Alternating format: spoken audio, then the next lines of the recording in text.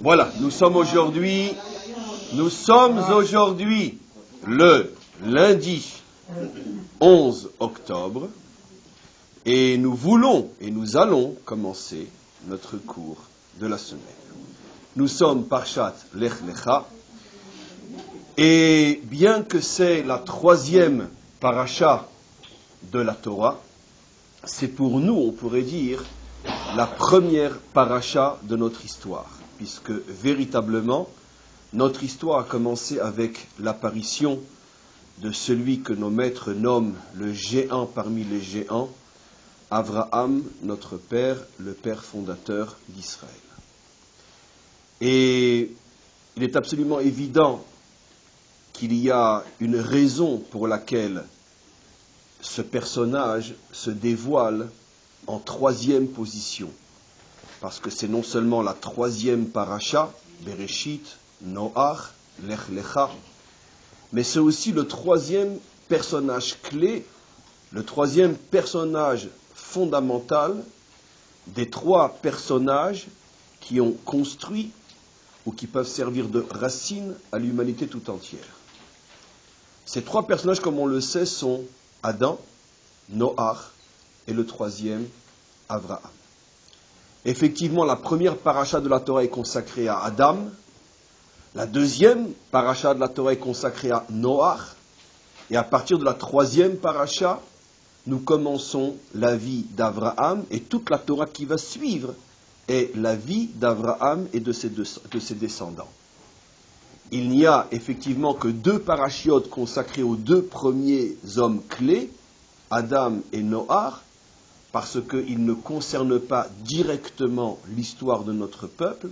L'histoire de notre peuple commence avec Abraham, mais malgré tout, on ne va pas parler sur le plan quantitatif, combien chacun de parachiotes dans la Torah, mais sur le plan plutôt qualitatif, c'est-à-dire au niveau du sens plus que de la forme, de comprendre que finalement, ces trois hommes sont effectivement les trois pères fondateurs de l'humanité, en ce sens qu'ils représentent trois modèles fondamentaux. Inutile de vous rappeler à chaque fois que la Torah n'est pas un livre d'histoire, mais un livre qui est, d'une certaine manière, le microcosme de l'histoire, et pas un livre d'histoire, vous avez compris la nuance. C'est-à-dire que toute l'histoire de l'humanité, pas seulement de notre peuple, mais de tous les peuples, toute l'histoire de l'humanité se trouve en filigrane, se trouve dans le microcosme qu'est l'histoire sainte, qu'est l'histoire de la Torah. Et donc c'est clair que chaque événement, et plus particulièrement chaque personnage, et plus encore chaque grand personnage, représente, au-delà de sa propre histoire, dans sa propre époque, représente un modèle fondamental qui va être suivi par l'humanité tout entière. Et fondamentalement, il y a trois modèles, disent nos maîtres. Le premier, encore une fois, représenté par Adam, qu'il va falloir décoder, ce modèle. Le deuxième, représenté par Noach. Et enfin, celui représenté par Abraham. Avant de comprendre plus dans les détails, on peut s'apercevoir que ces trois personnages forment aussi une figure géométrique que l'on pourrait décrire par un demi-cercle qui commence à sa moitié, qui descend et qui remonte. Pourquoi ? Parce que avec Abraham, avec Adam, commence l'histoire de l'humanité très haut. Il est clair que le Adam dont parle la Torah, et je vous fais grâce de chercher à comprendre sur le plan historique de quelle époque parle-t-on, mais en tous les cas, le Adam dont parle la Torah est un personnage qui n'a rien à voir avec l'homme de Cro-Magnon, qui n'a rien à voir avec l'homme de la préhistoire, ni du Moyen-Âge. C'est un homme qui commence très, très, très, très haut. Un modèle extrêmement élevé. D'ailleurs, c'est extraordinaire parce que en hébreu, plutôt en Lachon HaKodesh et en ivrite moderne, le même mot veut dire exactement le contraire. En Lachon HaKodesh, quand vous dites Adam Kadmon, vous faites allusion à l'homme des origines qui est Adam, qui était à un niveau très très haut. Et en hébreu moderne, dans les universités, que lorsque vous parlez de Adam Kadmon, vous faites allusion à quoi? Quelle est la traduction en français de Adam Kadmon? L'homme préhistorique. qui est à l'extrême opposé. Le même mot, selon que ce soit le peuple saint ou le peuple laïque qui parle, le même mot veut dire exactement le contraire. Mais dans le langage de la Torah, lorsque l'on parle de Adam Kadmon, ça fait allusion à un niveau d'homme extrêmement, extrêmement élevé. Il est vrai que pour vous rassurer, et pour ne pas que l'histoire telle qu'on la connaît nous heurte trop et nous dérange dans la suite du cours, il est vrai que beaucoup de grands maîtres, et surtout parmi les Mekoubalim, les maîtres de la Kabbalah, expliquent que le Adam Kadmon en question n'est pas un homme de chair et de sang, mais plutôt le modèle fondamental, l'âme de l'homme, avant qu'elle ne descende sur terre et s'incarne dans toutes les méandres et toutes les difficultés, toutes les déceptions de l'histoire concrète, qui sont, d'une certaine manière, parsemées de fautes et d'erreurs. Et d'ailleurs, ça serait ce à quoi fait allusion la Torah lorsqu'elle nous parle d'abord d'un Adam qui est dans le paradis, dans le Gan Eden, et puis après, le même Adam se met à fauter. Il semblerait que finalement, on parle de ces deux étapes. D'abord, l'étape de l'âme qui se trouve dans le Gan Eden, c'est-à-dire qui se trouve dans un monde complètement au-dessus de la faute, et puis après, dès que cette âme rentre dans ce monde, c'est-à-dire rentre dans le corps, à ce moment-là, elle est confrontée à la faute et elle chute. Mais en tous les cas, croyez-moi que pour le cours d'aujourd'hui, ces détails sont sans importance. Ce que nous devons comprendre, c'est que lorsque la Torah nous parle de Adam, en tous les cas de Adam avant la faute, elle nous parle d'un homme qui a un niveau extrêmement haut, qui est à un niveau extrêmement haut. Mais cet homme-là, justement, n'a pas encore fauté. Après, vers la fin de son histoire, Adam faute. Et avec la faute va commencer l'histoire de la dégringolade du monde. Le monde dégringole, dégringole, dégringole. C'est pour cette raison que je vous ai dit qu'on pourrait représenter ça par un dessin où on commence haut et on descend. Le symbole de la dégringolade, c'est-à-dire on ne peut plus dégringoler plus, c'est l'histoire de Noach. Noach, c'est l'homme qui a vécu la dégringolade totale, qui a été le témoin d'un monde irrécupérable, qui s'en est bien sûr il s'en est sorti pour pouvoir être le témoin. Il est cette étincelle divine que Dieu a placée dans le monde qui ne disparaît jamais, quelles que soient les erreurs et les fautes. Mais quoi qu'il en soit, la vie de Noach, le modèle représenté par Noach, c'est d'être le témoin, de savoir comment vivre, comment gérer une situation dans laquelle tout s'écroule. Ça, c'est Noach. Après va venir Abraham. Abraham est appelé par nos maîtres le grand reconstructeur. Celui qui n'a pas vécu ce qu'Adam a connu, un monde sans faute, qui n'a pas non plus vécu ce que Noach a connu, un monde détruit, mais c'est l'homme qui, lui, doit construire ou reconstruire. C'est pour ça qu'il est appelé encore une fois par nos maîtres le grand constructeur. Pourquoi ? Parce que si le monde n'est plus dans son état de déchéance tel qu'il l'était à l'époque de Noach, il est encore loin d'être dans le niveau de perfection qu'il avait avant la faute. Et donc il faut ramener le monde, non seulement au niveau qu'il avait avant la faute, mais plus encore, dépasser ce niveau et amener le monde jusqu'à ce que l'on appelle, nous, la délivrance, qui est en vérité un niveau où l'homme va être élevé plus haut encore que celui qui était atteint par Adam, pour la raison simple que l'on peut tous comprendre. Adam était effectivement à un niveau très très haut, mais il avait été créé comme ça. Et donc comme il avait été créé comme ça, il n'avait donc pas de mérite à être à ce niveau-là. Et donc automatiquement, n'ayant pas de mérite, le niveau spirituel et moral qu'il pouvait avoir était forcément limité, car Dieu ne peut pas donner l'infini à celui qui n'a pas de mérite.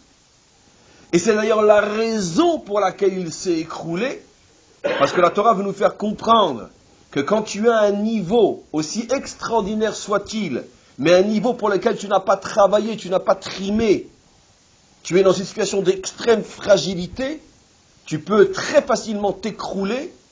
Et c'est pour ça que l'expérience de Adam est là pour nous montrer que quand tu reçois une perfection gratuite, c'est très dangereux. Que ce soit sur le plan matériel, que ce soit sur le plan moral ou sur le plan spirituel. la gratuité est le premier pas vers la mort. C'est ce que dit le Zohar. J'ai traduit en français une phrase du Zohar. En lecha chinam ela sitra demavet. La seule chose qui est gratuite, c'est le chemin qui mène à la mort. Pourquoi dit le Zohar, ce qui est gratuit, c'est le chemin qui mène à la mort? Parce que toute acquisition gratuite, sans effort, sans peine, sans trimer, est fragile et est prise, volée, plus vite encore qu'on ne l'imagine. Et lorsque cette acquisition gratuite est volée, l'homme se retrouve sans rien et il chute. Ça, c'est ce que le monde apprend d'Adam. Adam représente tous les hommes, toutes les époques, toutes les situations où l'humain naît dans une certaine facilité, que ça soit une facilité matérielle, mais aussi une facilité morale et spirituelle. Et l'histoire d'Adam nous apprend que nous ne pouvons pas dans ce monde vivre au niveau d'un acquis gratuit. Tout acquis gratuit finit par se perdre et dans sa chute entraîne l'homme dans les pires catastrophes. C'est la raison pour laquelle, par exemple, nous retrouverons ce principe, entre autres dans notre paracha. Abraham a eu 2 enfants, je vous ai déjà expliqué ce que je vais dire maintenant un petit peu d'une autre manière.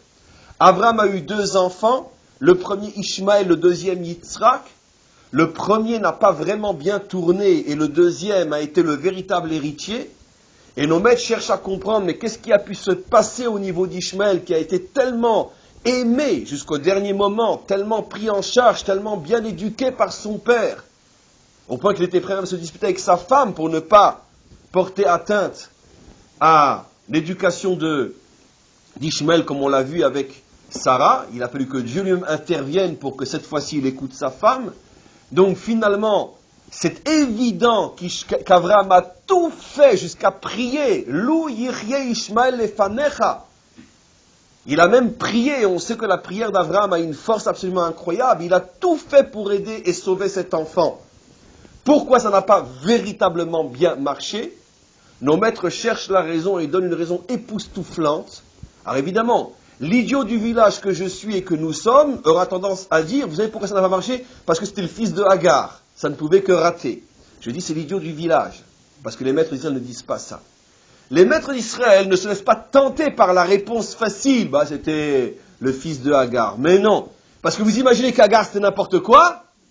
Hagar parlait aux anges comme vous me parlez et moi je vous parle. D'où on le voit, quand elle s'est enfuie, à 4 reprises, un ange est venu lui parler. Et elle répond aux anges comme si c'était tout à fait naturel. Et nos maîtres s'étonnent, sont époustouflés. Ils disent, mais où on a vu une chose pareille? Les plus grands des prophètes de l'histoire d'Israël, lorsque un ange se manifestait à eux, ils éprouvaient une telle tension, une telle pression qu'ils avaient l'impression qu'ils allaient mourir. Et elle parle à un ange comme si... Et nos maîtres disent oui, parce que dans la maison d'Abraham, elle était habituée à en rencontrer comme on rencontre le voisin et la voisine. Il faut bien sûr déchiffrer cet enseignement, c'est pas apprendre à la lettre. C'est-à-dire qu'elle vivait à un niveau spirituel tel qu'elle vivait, elle côtoyait le monde de ses manifestations avec le plus grand naturel. En plus, n'oublions pas qu'après la mort de Sarah, Abraham va la reprendre, c'est la fameuse Kétora. Elle change de nom, pourquoi? Nos maîtres disent parce qu'elle était pure comme l'encens qu'on offrait au temple. Et quelle était sa pureté? Que malgré l'éloignement pendant si longtemps, et malgré le fait qu'elle était d'origine idolâtre, elle aurait pu se laisser tenter et dire, puisque mon mari m'a mis à la porte, eh bien tant pis, je retourne vers l'idolâtrie. Non, elle est restée solide et elle avait une confiance absolue qu'un jour, elle retrouverait Abraham. Et elle l'a retrouvé. C'est-à-dire qu'elle a eu toutes les épreuves possibles et inimaginables pour montrer que c'était une grande femme qui méritait sa conversion. Et en tous les cas, c'est donc clair que nos maîtres se refusent à dire qu'Ishmaël est sorti d'elle comme il est sorti parce que ce n'était qu'Agar. Non. Ils vont chercher quelque chose d'incroyable que s'ils ne l'avaient pas dit, on n'aurait pas pu le deviner. Vous savez pourquoi Ishmaël a mal tourné? Parce que justement, il voulait absolument ressembler à son père. Il voulait prendre et suivre à la lettre le chemin de son père, qui est le chemin du chesed. Je sais que c'est époustouflant, mais c'est ce que nos maîtres disent. Et donc, comme il a voulu suivre le chemin de son père, c'est-à-dire surfer sur la richesse spirituelle de son père, il a voulu ouvrir une affaire en investissant tous les sous de son père, ça veut dire en évitant tous les soucis et tous les tracas des commencements. Une réussite facile est une réussite fragile, dangereuse, il a dérapé. Yitzhak a vu ça, disent nos maîtres, il a dit, oh là là là là, moi je ne ressemblerai pas du tout à mon père. Je vais faire tout le contraire. Lui a travaillé sur le pilier de la bonté, et moi je travaillerai sur le pilier de la rigueur. Lui a ouvert sa porte, et moi je saurai aussi la fermer. Lui a ouvert son cœur, et moi je saurai aussi le fermer. Pas le fermer par égoïsme, pas le fermer par avarice, le fermer par souci de justice. Il y a des fois où il faut savoir fermer son cœur. Abraham refuse de fermer le cœur, parce que Abraham est là pour incarner le pilier de l'ouverture. Mais Yitzhak se dit, si je surfe sur la réussite de mon père, c'est la mort. Je rentre dans le mur.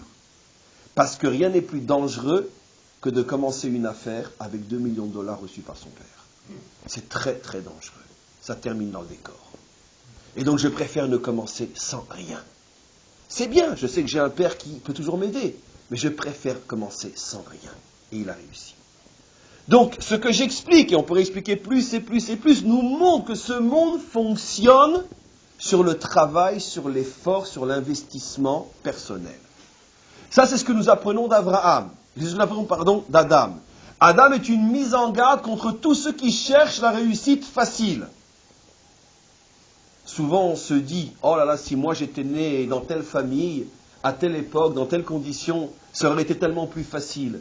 Je suis né comme je suis, avec le retard que j'ai accumulé, avec les difficultés, etc. C'est évident que je ne suis pas aidé, je n'ai pas de chance, j'y arriverai pas. Oi va va, comme on dit chez nous au Yiddish. Quelle conclusion catastrophique et à des années-lumière de la vérité vraie. T'es tordu, tu viens de très loin, d'en dessous, dis zéro, dis merci au bon Dieu. Tu as toutes les chances de réussir ta vie. Mais si tu penses le contraire, alors tu passes à côté d'un trésor. Et c'est pour ça qu'on le sait dans l'histoire, c'est précisément les âmes qui étaient au départ les plus tordues, les plus éloignées, qui quand elles se sont prises en main sont arrivées le plus haut. C'est le secret que disent nos maîtres, que le Baal Teshuva est plus haut encore que le Tzadik Gamour, que celui qui revient après la chute est plus haut encore que celui qui n'a jamais chuté. Oui. Bien sûr qu'il était, c'est marqué dans la Torah qu'il a été dans le Gan Eden, les Ovda ou les Shomra. Travailler, mais bien sûr, il n'a pas été créé, attention. Adam n'a pas été créé et terminé. Il a été créé avec un potentiel de force inimaginable pour terminer le travail. Mais le problème, c'est qu'il a été créé trop haut au départ. Et donc, le travail qui lui restait à terminer, bien sûr, il n'a pas été créé pour être en contemplation. Il avait, la Torah dit, les Ovda ou les Shomra, il avait un devoir de travailler et de protéger. La preuve, le Nachash était là, il y avait des dangers, il y avait des accusateurs, il y avait bien sûr.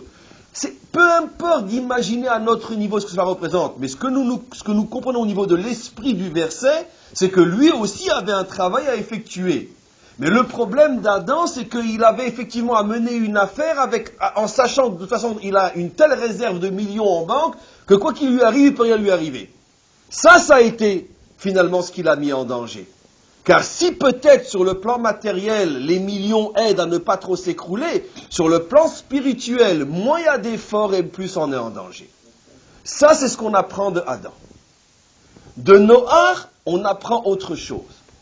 De Noach, on apprend que même lorsque un homme ou un monde a complètement chuté, même lorsque on a touché le fond, il ne faut jamais dire et jamais croire qu'on ne peut plus s'en sortir. Vous me direz, ça ressemble à ce que j'ai dit au niveau d'Adam, sauf qu'ils ne sont pas au même niveau. Adam est celui qui doit prendre conscience que même si j'ai de grandes facilités, il faut absolument que je me mette à travailler. Comme ce que Yitzhak a compris par rapport à Abraham.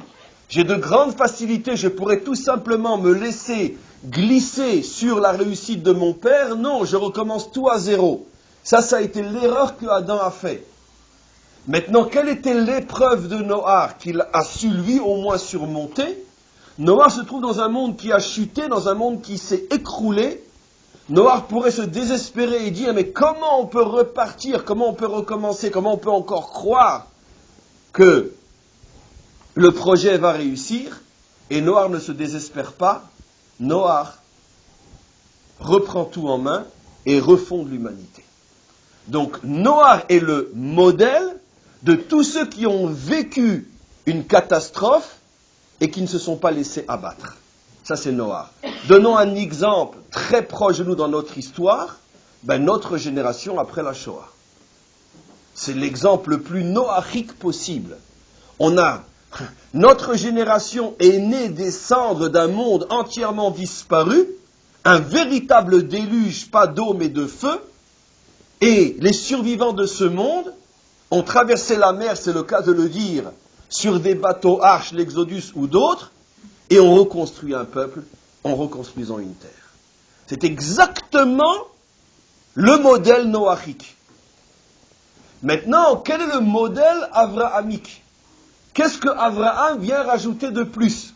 Parce que finalement, j'ai tellement bien et tout expliqué que qu'est-ce qu'on peut maintenant dire de plus?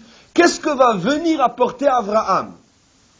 D'Adam, on a compris qu'il faut toujours travailler et ne jamais croire que c'est acquis, c'est dans la poche. Méfie-toi de la facilité. De Noach, on apprend que même si tu es tombé, même si tu as chuté, même si tu as tout perdu, même s'il ne te reste rien, ça ne dépend que de toi de tout reconstruire. C'est apparemment les deux clés dont on a besoin dans l'existence. Y en aurait-il une troisième? C'est quoi Abraham dans ce puzzle-là? La question est d'autant plus forte, mes amis, qu'on est obligé de dire que ce qu'Abraham vient apporter au monde est beaucoup, beaucoup plus important que ce que nous pouvons comprendre de l'histoire de Adam ou de Noach, puisque la preuve, c'est que c'est lui, et lui seul, le modèle fondamental d'Israël, donc du peuple de Dieu. Puisque la preuve, même dans le langage courant, nous nous appelons les Bnei Avraham, ou Bnei Yitzhak, ou Bnei Yaakov, selon la Torah, mais nous ne nous appelons pas Bnei Noach ou Bnei Adam. Nous faisons remonter notre Yichus, notre source, à Avraham, et non à Noach, et non à Adam. Ce qui veut dire que nous, volontairement, nous ne voulons pas nous associer et nous rattacher à ces modèles, comme pour dire que ce ne sont pas véritablement les modèles qui nous concernent, nous, Am Israël. Alors, qu'est-ce qu'a donc apporté Abraham de tellement fondamental? Alors, ça c'est sûr qu'on est des Bnei Adam. Mais appelez-vous Bnei Adam, vous verrez ce qu'on va vous répondre. On continue.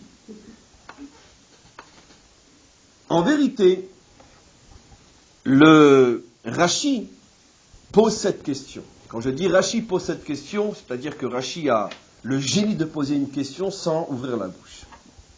C'est-à-dire que de l'enseignement que Rashi te donne, tu comprends qu'en vérité il avait cette question et c'est à cette question qu'il répond.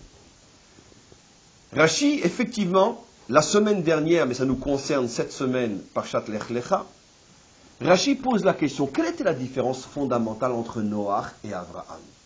Pourquoi finalement, c'est moi qui rajoute, mais c'est ce que Rashi sous-entend, pourquoi finalement on fait tout un plat d'Abraham, toute la Torah ne parle que de lui et de ses descendants, et une seule parsha sur Noach? Après tout, la Torah dit quand même qu'il était Ish Tzadik Tamim Bedorotav. C'est quand même lui qui était considéré comme le juste de sa génération. C'est quand même lui qui a été sauvé, c'est quand même lui qui a eu le mérite inimaginable de tout faire repartir à partir de lui. C'est quand même de lui qu'est sorti Abraham aussi. En plus, ce que Rashi ne dit pas, mais c'est évident qu'il sous-entend, c'est ce que nous savons, que Rashi savait, c'est que l'un des premiers maîtres d'Abraham a été aussi Noach. Car quand on voit le calcul des années, sûr que quand on lit la Torah bêtement, paracha après paracha, on oublie la chronologie, mais quand on se rappelle que Noach a vécu plusieurs siècles, on voit qu'effectivement ils se sont côtoyés. Et nos maîtres disent que Abraham a encore eu le temps de recevoir ses premiers enseignements de la bouche de Noach pendant plus de 50 ans.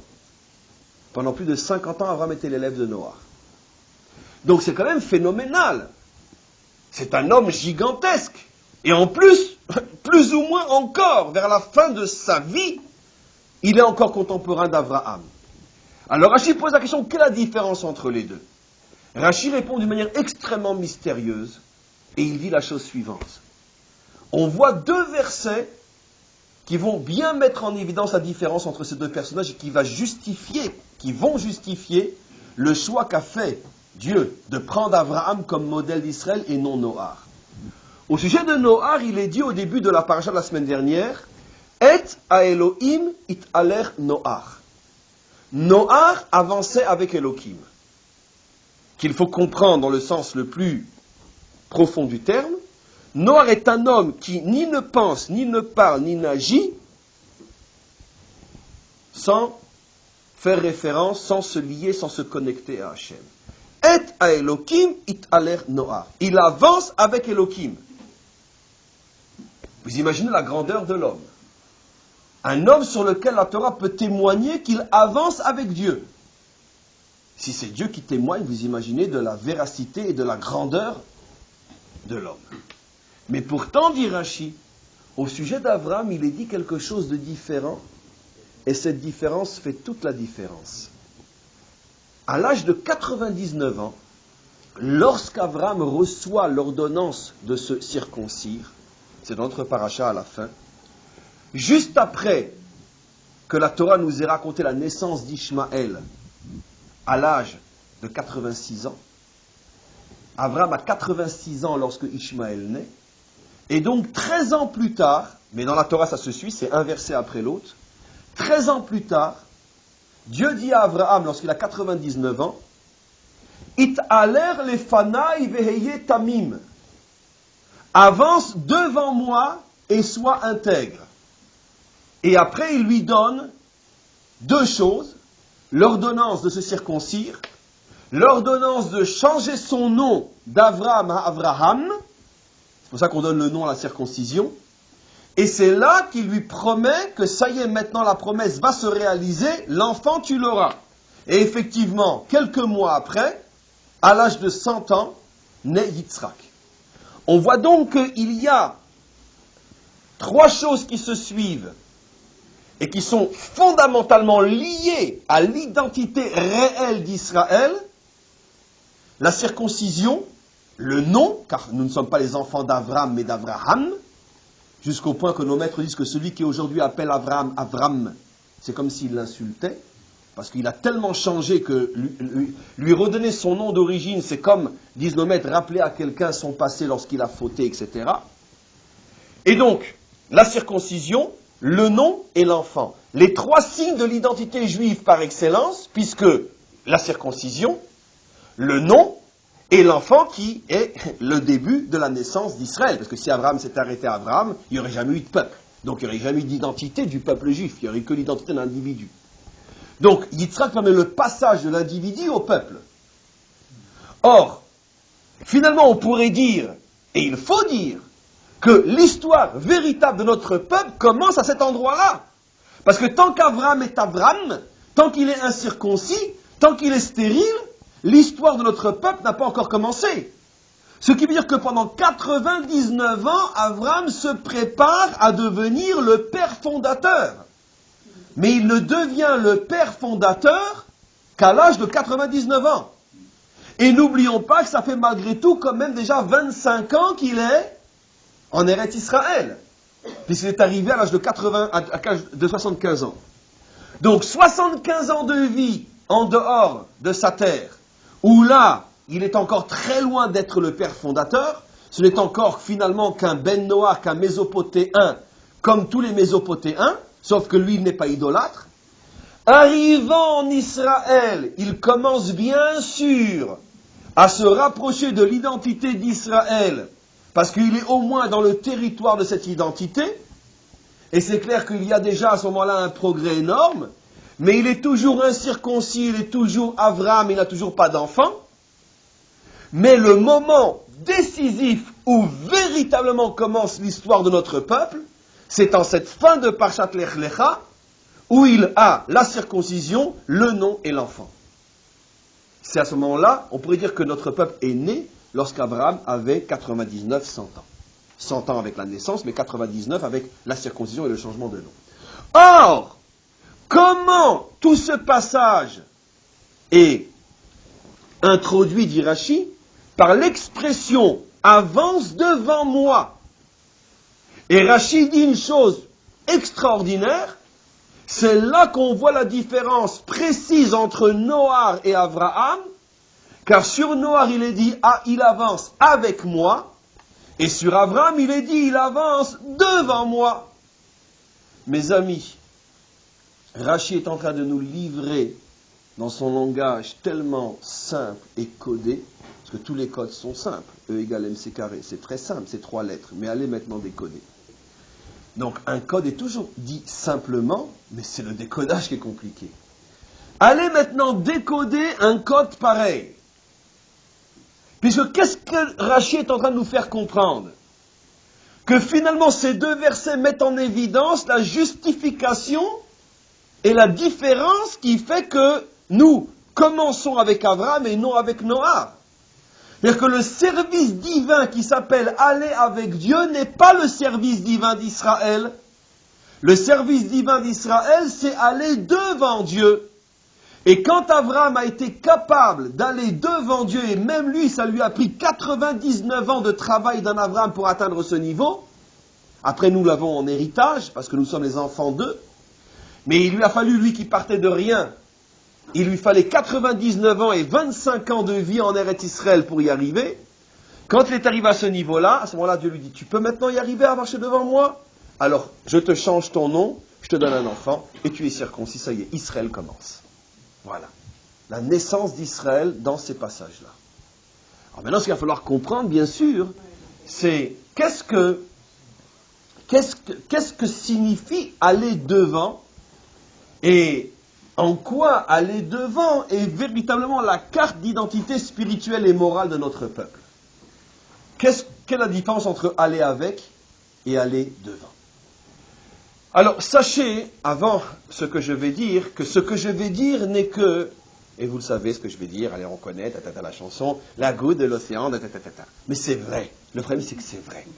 Je ne vais rien dire par rapport à ce qu'on peut dire, mais comme je suis obligé de dire quelque chose et qu'il nous reste 20 minutes pour terminer le cours, donc en 20 minutes, on va aller chercher le micron du micron de la goutte d'un océan infini, et c'est ce qu'on va ramener aujourd'hui, mais surtout ne croyez pas qu'on a expliqué. On a pris un aspect possible dans l'explication. Alors maintenant, après ce préliminaire dû tout simplement à l'honnêteté, pour pas que vous croyiez que je vous explique la Torah, je n'explique rien du tout, on va pouvoir expliquer. Cette différence entre aller avec ou aller devant, on la retrouve d'une manière spectaculaire et phénoménale dans la réaction face à une même situation de Noach et d'Abraham. Face à une situation où Dieu dit « je vais détruire », comment réagit Noach et comment réagit Abraham? Vous avez déjà tout deviné, je peux m'arrêter et rentrer me reposer. Mais je vais quand même remplir puisque j'ai encore 20 minutes. Dieu dit à Noach « fais-toi une arche, je vais détruire le monde entier ». Vous avez vu Noach réagir? Vous avez vu Noach prier? Vous avez vu Noach demander pardon? Vous avez vu Noach essayer de convaincre sa génération de se repentir? Il est vrai que nos maîtres disent que l'une des raisons, figurez-vous, pour laquelle, d'après notre tradition, c'est marqué même en toutes lettres, puisqu'il avait 500 ans et le déluge a eu lieu quand il avait 600 quelques. L'une des raisons pour laquelle la construction de l'arche a duré 100 ans, c'est quand même long, nos maîtres disent, c'est pour laisser le temps à la génération de lui poser la question, mais qu'est-ce que tu fais Noach? Et qu'il réponde, le monde va être détruit, si vous faites teshuva, vous serez sauvés vous aussi. Si on sauve les chiens et les chats, on peut bien sauver des humains aussi. D'accord? Bon, c'est pas forcément tout le monde qui sera d'accord. Brigitte ou une autre serait pas forcément d'accord de mettre dans la même... Non, enfin, en tous les cas, la réponse est que justement, c'est ça l'accusation. C'est que tu ne peux pas, toi, aller au-devant des gens. Tu attends qu'ils viennent te demander qu'est-ce que tu fais. Si tu vois que le maître du monde est intéressé à ce que tu sauves ta génération, c'est qu'il te fait attendre pendant 100 ans à construire comme un idiot une arche. Alors, au lieu d'attendre qu'il te demande qu'est-ce que tu es en train de faire, va-toi parcourir le monde. Va d'un bout à l'autre du monde avec une trompette, avec un chauffard, avec une cloche. Va réveiller le monde. Non. Il attend, comme un charpentier, qu'on lui demande qu'est-ce que tu fais. Je construis une arche. Et pourquoi? Parce qu'il va pleuvoir. Et alors? Ça va tout détruire. Mais dis-le déjà! Non. Ça, c'est Noach. Tandis qu'Avram, on le sait, dans la même situation, et encore la même, infiniment moins grave, il ne s'agit que de détruire Sodome et Gomorrhe. Il ne lâche pas prise. Il négocie comme un marchand de tapis. Et en plus, regardez comment il parle à Hachem. Ashofet kol haaretz lo ya'aseh mishpat. Celui qui est appelé le juge du monde, ne serait-il pas rendre justice? Vous imaginez ce qu'Abraham dit à Hachem? Si c'était pas marqué dans la Torah, on aurait pu croire que c'est une phrase à moi. D'accord? C'est du Dinovitch, ce genre d'insulte. Mais non! Mais nous, on n'arrive pas à la cheville des personnages bibliques. Comment eux, ils se permettaient de parler avec Hachem? Ashofet kol haaretz lo ya'aseh mishpat. Mais qui oserait dire une chose pareille? Va réviser tes notes, tu sais pas rendre justice. C'est ce qu'il lui dit. Il lâche pas prise. C'est ça la différence. Maintenant, teste mes amis. Et je vais maintenant moi rigoler. Je vous pose la question. Pourquoi pensez-vous que Noach n'a rien fait pour sa génération? Ni prier, ni demander, ni implorer, ni chercher à convaincre de faire teshuva. Pourquoi il n'a rien fait? À votre avis, pourquoi? Parce qu'il était trop occupé à construire son arche. C'est malheureusement une bonne réponse, mais essayons d'être un petit peu plus sérieux, bien que la réponse n'est pas si ridicule que ça. Je dirais dans le jeu de chaud ou froid, c'est tiède. Et là, vous êtes chaud déjà. C'est intéressant parce que personne, pour l'instant, je vous en félicite mes élèves, personne n'a donné une réponse que j'aurais appelée la grosse bêtise. Donc, finalement, je ne travaille pas pour rien avec vous. Il y a déjà un minimum de sensibilité. Vous avez des radars qui disent que ça ne dit pas ça, il va te rentrer dedans. Voilà, c'est déjà bien. Quelle est l'idiotie qu'il ne fallait surtout pas dire? Où je me serais mis en colère. Si vous m'aviez dit, ça que je vous ai dit, vous avez failli avec moi. Dire, mais il y en a qui le disent. Parce qu'il était égoïste, il pensait qu'à lui. À partir du moment où il a entendu qu'il serait sauvé, oui, mais parce que ça fait 7 ans que vous êtes avec moi, d'accord, c'est bien. Vous avez un bon Rachem. Mais c'est la réponse classique. Noach, à partir du moment où il a entendu qu'il serait sauvé, eh ben, non. Mais c'est absolument évident que ça ne peut en aucun cas, Khalila Vechas, être la réponse. Parce qu'un homme comme ça, d'abord, jamais n'aurait été sauvé. Deuxièmement, ne mériterait pas d'être appelé dans la Torah Tzadik Tamim. La Torah témoigne du fait que c'est un juste parfait. Un juste parfait qui dit après moi le déluge. Maintenant, mes amis, quelle est la preuve que je ne me suis pas trompé quand je dis que c'est ce que tout le monde pense? D'où vient l'expression après moi le déluge? Qui c'est qui aurait dit après moi le déluge? Si ce n'est... Qui c'est qui aurait dit après moi le déluge si ce n'est Noach? Donc vous voyez bien que le monde prête à Noach une réaction qui ne peut pas être juste, parce que sinon on n'aurait pas fait de cette expression un proverbe qui ne peut venir que de Noach, car il est le seul qui a pu dire après moi le déluge. Vous voyez bien que si vous demandez au grand public pourquoi Noach n'est pas intervenu, ils vont tous répondre après moi le déluge. On connaît la chanson, une fois que tu es sauvé, tu te fous des autres. Non, Khalila Vechas. Noach est un juste parfait. Alors quel était son problème? C'est vous qui étiez le plus proche. Parce que Noach a toutes les raisons possibles et inimaginables pour penser que rien n'est plus insolent et culotté que de se croire plus intelligent que le bon Dieu. Mais si le maître du monde, qu'on ne peut pas soupçonner d'être méchant et cruel, car on l'appelle le bon Dieu, dans toutes les langues et déjà à l'époque, si le bon Dieu décide de détruire son monde, c'est que forcément le bon Dieu sait qu'il n'y a pas d'autre possibilité. Maintenant, n'oubliez pas aussi ce qui est une évidence, c'est que Noach sait au moins ce que vous et moi savons. C'est que finalement la vie sur Terre n'est qu'une virgule dans l'ensemble des existences infinies qui font que de toute façon, au contraire, mieux vaut stopper tout ici, mieux vaut stopper la catastrophe ici, récupérer l'âme, la réparer, la purifier, pour au contraire lui donner encore la possibilité d'accéder à l'éternité. Donc, maintenant je vais vous donner un exemple de la vie de tous les jours de la réaction de Noach. D'accord? Imaginez-vous 2 personnes, il y en a une malheureusement qui est malade, 2 personnes qui vont chez le professeur pour entendre le verdict. Et le professeur annonce que la maladie est très grave et qu'il faut suivre tout un processus qui va prendre des mois et va savoir si. Vous imaginez le copain de l'autre voyant la tête de celui qui vient d'entendre la nouvelle, il est complètement malade, je ne t'occupe pas de ce qu'il dit. Allez, viens, on va continuer à jouer au golf ensemble. Allez, viens, on va faire une partie de baby-foot. Allez, laisse tomber, il te dit des bêtises. Bon, on a toujours plus envie d'écouter celui qui me dit laisse tomber que celui qui me dit va te faire soigner. Et donc, imaginez-vous, c'est qui l'assassin des deux? C'est qui l'assassin dans les deux cas?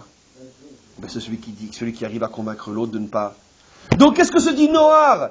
Mais si je dis à Dieu ne détruis pas, comment vont être sauvées leur âme? Comment va être guérie leur âme? Comment la génération va-t-elle être guérie? Ils ont fauté, ils sont souillés, ils sont abîmés, il faut réparer. Le maître du monde s'appelle dans la Torah Kiani Hashem Rofecha, je suis Dieu ton médecin. De quoi je me mêle? J'ai un diplôme de médecine, moi je m'y connais, moi en grande maladie. Laisse le maître du monde intervenir. Et c'est la raison pour laquelle Noar ne va pas non plus au-devant de sa génération. Parce que Noar était persuadé qu'aller au-devant de la génération, c'est empêcher la génération de recevoir le tikkun, la réparation dont ils ont besoin. Parce que si le maître du monde en est arrivé à dire qu'il n'y a pas de solution, c'est qu'il n'y a pas de solution. Sous-entendu, qu'est-ce que Noar se dit? Qui suis-je pour demander des comptes au maître du monde? C'est ce que la Torah appelle aller avec Dieu. Dieu, où il l'emmène, il va, écoute, pose pas de questions. Soumission totale.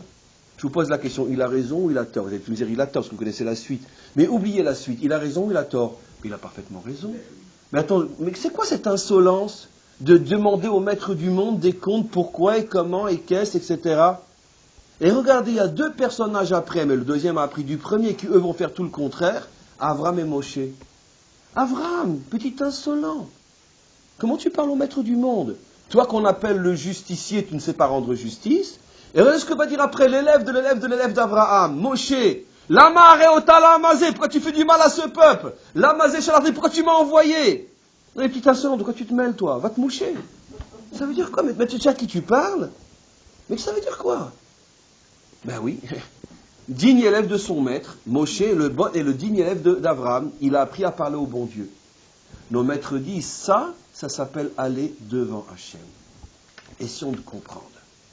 Accepter, se soumettre au décret divin, parce qu'on fait confiance à Dieu, qu'il sait parfaitement et mieux que moi ce qui est bon pour moi, ça s'appelle aller avec Dieu, et ça s'appelle pas servir Dieu comme Dieu attend que Israël le serve. Dieu attend un service où on peut lui tenir tête et lui demander des comptes et lui demander pourquoi et comment, jusqu'à même frôler l'insolence, même la dépasser de pas mal avec cette vitesse, en lui disant « Shofet kol haaretz lo ya'aseh mishpat ». Et ça, c'est ce que Dieu attend de nous. J'en connais qui doivent se réjouir ici, parce que depuis le temps qu'ils ont des problèmes avec le bon Dieu et qu'ils règlent leur compte avec... Mais je vais vous donner un exemple dans la vie de tous les jours. Je ne laisserai aucune question. Vous devriez venir tous les jours à mes cours. Vous savez que le Rav Levitch est un spécialiste de répondre à toutes les questions de celles qui ne sont pas posées. Laissez-moi jusqu'au bout. Vous n'aurez plus aucune question. Je vais le payer cher ma pédance, mais c'est pas grave. Regardez, je vais vous donner un exemple dans la vie de tous les jours. Imaginez-vous un couple, toujours l'exemple modèle fondamental, un couple, un bon couple, qui vraiment s'aime, est uni et vraiment veut vivre et réussir jusqu'au bout ensemble dans ce monde et dans l'autre. Malgré tout, il y a forcément des heurts, des tensions, des insultes, des menaces, des cris, tout ce que vous voulez, c'est normal. Personne ne nous écoute, c'est enregistré, on peut le dire, c'est comme ça chez tout le monde. Maintenant, imaginez-vous, lors d'une dispute, l'épouse qui dit à son mari, ou le contraire, peu importe, c'est un homme qui parle, l'épouse qui dit à son mari, va-t'en, dégage, je ne veux plus te voir, j'attends le guet dès demain matin. D'accord. Maintenant, si on est dans un couple normal, qui fonctionne normalement, qu'est-ce que la femme pense au même moment? Surtout qu'il ne m'écoute pas, surtout qu'il revienne, qu'il demande pardon, je l'aime tellement. Mais j'ai ma dignité, je ne peux pas lui dire. Parce que vraiment il m'a vexé, vraiment il m'a blessé. Je veux qu'il apprenne à me respecter, parce qu'on ne peut pas vivre uniquement avec de l'amour, il faut aussi de la crainte, du respect. D'accord. Donc je ne peux pas chaque fois passer l'éponge. Une fois, deux fois, trois fois, quatre fois, cinq fois il a recommencé, il sait que ça me fait mal. Va-t'en, dégage, va chez ta mère, je ne veux plus te voir. D'accord. Imaginez-vous maintenant si le mari dit, ah c'est comme ça? Eh ben je m'en vais, il claque la porte, il ne revient plus jamais. Ça s'appelle comment un mari comme ça? D'accord? Un vendu, un bandit, un triple idiot, un crétin fini, tout ce que vous voulez. Espèce de petite ordure, c'est ce que tu fais à ta femme. Mais elle m'a dit de partir. T'es bien content. T'as pris le surf pour, comment on dit, t'as pris le tramp, comme on dit chez nous, pour prendre la porte. Parce que si tu l'aimais vraiment, si vraiment c'était toute ta vie comme tu le dis quand tout va bien, tu sais très bien que ce qu'elle dit et ce qu'elle pense, c'est pas pareil. Elle dit une chose, mais elle pense tout le contraire. Parce que quand on aime vraiment et quand on s'aime vraiment, on sait très bien que ce que les mots véhiculent n'est pas forcément ce que la pensée véhicule. Et donc, apprends à vivre au niveau de mes pensées, pas au niveau de ma parole. Après, tu parles comme ça, parce que j'ai ma dignité. Après, tu penses le contraire, parce que je t'aime.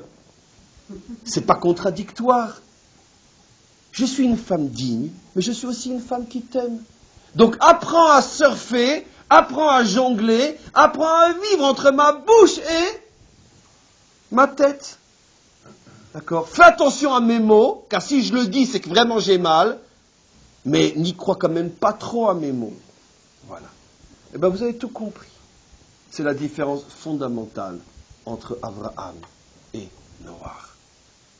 Noach, c'est, dans ce cas-là, je préfère dire que c'est l'épouse, puisque Hachem, c'est forcément le mari. Noach, c'est l'épouse idiote. Le mari lui a dit, dégage, va chez ta mère, elle est repartie chez ta mère. Au bout d'1 mois, le mari craque. Dit, mais alors, mais qu'est-ce que tu fais là-bas? Tu m'as dit de partir. Mais idiote, c'était pour que tu restes. Attends, je comprends pas ce que tu dis. Je reste, je pars, je comprends plus rien. Ça, c'est Noach. Noach, maintenant je redeviens sérieux. Noach n'est pas capable de rentrer dans l'intériorité du divin. Il est coincé au niveau de la parole. Nos maîtres, dans le langage de la Kabbalah, expliquent ça d'une manière fabuleuse. Ils disent que la différence entre Noach et Abraham, c'est que Noach ne connaît que la parole de Dieu. Abraham connaît sa pensée. C'est ce que le Midrash dit, Israël alou b'machacha batrila. Qu'Israël est monté jusque dans le monde de la pensée. Le non dit, l'invisible, ce que Dieu ne peut pas dire, mais c'est ce qu'il souhaite au plus profond de lui-même. Et ce principe extraordinaire qui fait que l'homme doit comprendre qu'il ne faut jamais croire en Dieu, du moins dans ce qu'il dit, il a fallu des siècles, voire des millénaires pour que le monde arrive à cette maturité. Et même Abraham, il lui a fallu 99 ans de sa vie pour arriver à comprendre que ce que Dieu dit c'est une chose, ce qu'il pense c'est une autre. Et que quand Dieu te dit je vais détruire, il est comme ce mari qui dit à sa femme dégage, et qu'il attend qu'une seule chose, qu'elle se jette dans ses bras, qu'il dit viens on fait la paix. Voilà. C'est ça. Et donc Noach va se laisser avoir, Abraham ne va pas se laisser prendre. Quand Hachem va dire à Abraham je détruis, Abraham va lui dire dis-moi, avec moi ça ne marche pas. D'accord? Parce qu'on s'aime trop, toi et moi, pour qu'on puisse se laisser impressionner par des mots. Mais seulement, c'est pas toi et moi. Le chidouche d'Abraham, c'est que maintenant, je vais pousser ça un peu plus loin. C'est que finalement, la dispute n'est pas entre Dieu et Abraham.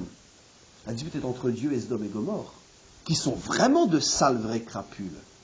La grandeur d'Abraham, et ça c'est le chidouche d'Abraham, c'est qu'il a compris que même quand Dieu se met en colère contre de vraies sales crapules, en vérité, dans son fond intérieur, Hachem ne souhaite qu'une chose, c'est que tout puisse être récupéré sans avoir besoin de faire preuve de violence. Le problème, c'est que ça, c'est extrêmement difficile à vivre et à ressentir au moment où tu le vis. Vous comprenez? C'est très très difficile. Je pourrais vous donner des exemples qui vont vous faire crier, et moi aussi. Mais imaginez-vous, ce que le Talmud dit, c'est que des descendants, et après je vais actualiser, vous allez voir, des descendants de Haman se sont présentés aux rabbanim de Bnei Brak pour leur demander de pouvoir se convertir. Et ils ont été acceptés, ils sont devenus de grands rabbanim à Bnei Brak. Mi Bnei Banav shel Haman, lamdu Torah be Bnei Brak. Haman, c'est quoi Haman? On le sait. Mais vous me direz, pour nous, c'est de l'histoire biblique, donc ça ne nous intéresse pas. C'est Pourim. Imaginez-vous qu'après la guerre, d'accord, le petit-fils ou le fils de Eichmann ou de Hitler se présente pour demander d'être converti et de servir à l'intérieur du peuple juif. C'est pas évident, je veux dire, une fois que quand tu es dans le vécu, c'est pas évident. Mais nos maîtres vont beaucoup plus loin encore. Ils nous rapportent une histoire qui est écrite noir sur blanc dans le Talmud.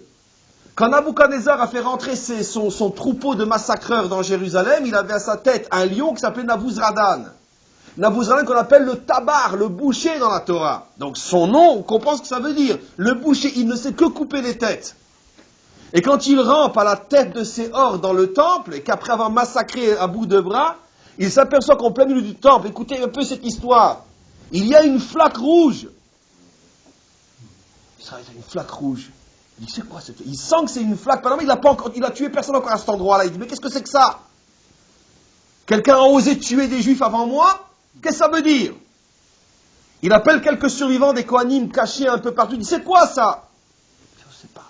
Comment vous ne savez pas? Il les fait égorger tout de suite sur place. Leur sang coule et ne reste pas sur la dalle parce que l'endroit est en pente, mais l'autre sang reste toujours. Mais qu'est-ce que c'est que ça? Il sent que c'est un sang miraculeux. Tout ce qu'il trouve de vivant encore, il l'amène. Mais qu'est-ce que c'est ça? Personne n'ose lui dire. Il trouve des enfants, il les amène avec leur maître. Il dit, si vous ne me dites pas ce que c'est, je massacre les enfants. Le maître se tait, les enfants sont massacrés. Il dit, il n'y a pas de main forte, Nabuzradan. Ça, c'est dans le Talmud. Jusqu'à ce qu'il arrive à trouver un vieillard qui n'en peut plus de voir ces massacres à cause de ce foutu sang. Et le vieillard vient et dit à Nabuzradan, je vais te dire ce que c'est. On avait honte de te le dire. C'est le sang de l'un de nos prophètes, le prophète Zacharia, qui était aussi Kohen Gadol, qu'on a assassiné le jour de Kippour. Le jour de Kippour, on l'a assassiné dans la cour du temple. Et depuis ce sang, la terre refuse de l'absorber. Et voilà, on avait honte de te dire, parce que tu vas te dire un peuple qui tue ses prophètes. Et quand il a entendu ça, voyez que sa réaction a été de dire, bon, bah alors là, je vais me donner à cœur joie. Sa réaction, dit le Talmud, a été de dire, wow, et qu'est-ce qui va m'arriver à moi, qui est tellement massacré? À ce moment-là, Hirer Betchouva, il a eu une pensée de Teshuva, de retour. Il est parti, disent nos maîtres, il a enlevé ses habits, il a disparu de la circulation, il est monté dans le Galil, il a trouvé là-bas, il a dit qui il était, il a tout expliqué, il a supplié les maîtres d'Israël de le convertir. Il a été accepté, il a été converti, et de lui est sorti, disent nos maîtres, une lignée de rabbinim illustres.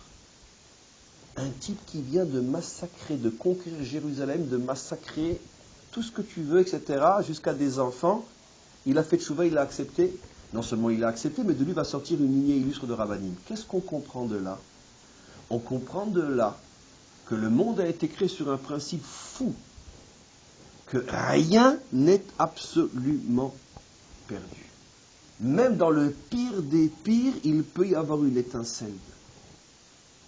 Maintenant, le premier qui a compris ça, que rien n'est jamais perdu, et quand même Hachem, quand même lui te dit c'est perdu, ne le crois pas, le premier qui a compris ça, c'est Hachem, c'est Abraham. Seulement le problème, c'est qu'il faut des hommes comme Abraham pour y croire et pour avoir la force de faire revivre, rallumer cette étincelle perdue. Ça, c'est la définition d'Abraham, Yishach Chesed. Mes amis, je vous en supplie, à partir de ce cours, arrêtez d'avoir cette image d'Épinal que nous avons tous. L'homme de la bonté, on l'imagine avec une tente ouverte aux quatre coins, avec du couscous pour les Sfaradim, le gefilte fish pour les Ashkenazim. Non, je vous en supplie, arrêtez. C'est pas ça, Abraham. Ça, on s'en fout, c'est banal. C'est vrai aussi, mais c'est pas ça. Abraham, son chesed, c'est qu'il est capable, dans le pire des hommes, de retrouver l'étincelle divine et de la rallumer. Alors maintenant, vous me posez la question. Mais alors, pourquoi Dieu dit je vais détruire, puisque dans son fond intérieur, il ne veut pas détruire? Parce que les deux sont vrais. Revenons à l'histoire du couple. Quand je te dis dégage, je ne te supporte plus, c'est vrai. Parce que dans la situation actuelle, dans ce qui se manifeste entre toi et moi, c'est dégage, je ne te supporte plus. Mais dans mon fond intérieur, j'aimerais tant retrouver celle ou celui que j'ai peut-être connu ou que je voudrais connaître, que je sais qui est là et qui attend l'heure, le moment pour se dévoiler. Donc ma colère est dans le but de t'aider à dévoiler cet être qui est emprisonné au plus profond de toi-même et que j'attends, avec lequel je veux vivre. Et pour ça, il faut vraiment le mettre en évidence. Et c'est ça, Abraham. Noach, lui, n'est pas à ce niveau-là. Noach, lui, vit au niveau, on pourrait dire, du visible. de l'apparence, même si l'apparence est une apparence pas superficielle, on va y arriver.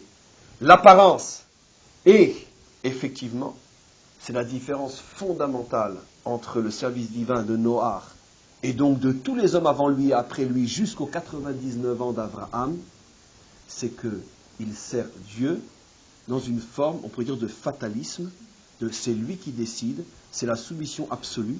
Et pour bien nous le faire comprendre, c'est pour ça que le nom divin qui est utilisé au sujet de Noach, c'est Elohim, qui, comme on le sait, signifie le Dieu, on pourrait dire, imposant, absolu, totalitaire, qui domine et qui écrase. Voilà. Et à partir des vignes, il va consommer le vin, la partie négative, il va faire l'élément positif de plantation du premier arbre, du premier élément. Quel est le rapport par rapport à ce qu'on dit? Justement, je pose la question. Et il va consommer le vin qui est le côté négatif de cette positive. Lui voulait au contraire élever, comme on fait nous le kidouche sur le vin, mais il n'est pas arrivé à le faire. Bon, disons, ça va nous amener sur un autre terrain. Mais en tous les cas, par rapport à ce qu'on explique, le service divin de Noach est finalement la soumission totale de l'homme à Dieu. Ce qui est extrêmement intéressant, c'est que dans l'histoire d'Abraham, et c'est maintenant la raison pour laquelle ces deux passages sont l'un après l'autre, le passage où on demande à Abraham, où Dieu demande à Abraham d'aller devant Dieu, est précédé par celui de la naissance d'Ishmaël. Or, ce qui est extraordinaire, c'est que Ishmaël est né lorsque Abraham était encore dans le service divin du type Noach, allé avec Dieu, soumis dans la fatalité. Et le texte nous dit qu'il est né lorsqu'Abraham avait 86 ans. 86, c'est la valeur numérique de Elohim. Ça veut dire lorsque Abraham était encore au niveau de Elohim. Et on comprend très bien la suite des événements dans l'identité profonde de la religion d'Ishmaël, qui est la soumission absolue au décret divin, et que tout celui qui oserait discuter sur le décret divin ne peut être qu'un infidèle, qu'un hérétique, qui doit être passé par le sabre. Et donc on comprend effectivement que finalement ce que la Torah nous montre, c'est qu'il n'y a que deux types de religion. La religion des soumis et la religion des révolutionnaires. La religion des soumis, c'est toutes les religions qui sont du type noachique. C'est d'ailleurs pour ça que dans notre tradition, on appelle les autres peuples les Bnei Noach, comme pour nous dire que il n'y a que deux systèmes possibles, où tu te soumets à Dieu, ou tu discutes d'une manière, on pourrait dire, voire même révolutionnaire avec Dieu. Mais mes amis, vous comprenez tous, car ça a été suggéré il y a quelques minutes, que le deuxième chemin, qui est le chemin d'Abraham, est un chemin aussi extrêmement dangereux. Il ne peut être emprunté que par ceux qui n'ont plus besoin de prouver leur amour tellement il est fort et acquis. Parce que, pour pouvoir dire au maître du monde, tu ne sais pas rendre justice, ça ne peut être dit que par celui qui est 100% convaincu que le seul qui sait rendre justice, c'est le maître du monde. Que par quelqu'un qui a une adhésion, un amour total et absolu pour Dieu. Simplement que c'est les règles de la discussion, comme dans un couple. On discute, on n'est pas d'accord, etc. Au contraire, l'expérience prouve dans les relations humaines que ceux qui hésitent à discuter, c'est ceux qui sentent que la relation est tellement fragile que mieux vaut se la fermer que de parler. Il est appelé en réalité l'homme révolutionnaire, celui qui va à contre-courant, absolument. L'ivri, celui qui va à contre-courant. Et donc, on comprend maintenant que cette possibilité de discuter avec Hachem n'est possible que si la discussion est entre deux êtres qui n'ont absolument aucun doute sur la solidité absolue de la relation. C'est ce que j'explique souvent, par exemple, dans le couple, la différence entre la paix dans le couple et fiche-moi la paix. Fiche-moi la paix, ça veut dire que chacun de son côté, comme ça c'est sûr, vu de l'extérieur, il n'y a pas de problème dans le couple. Un couple merveilleux. On n'entend jamais de cris dans ce couple. Vous imaginez des voisins dans une maison HLM où on entend tout le monde parler, puis on sait, là, les voisins, un tel, là, rien. Jamais un cri. On pourrait vite arriver à penser, waouh, famille modèle, couple modèle.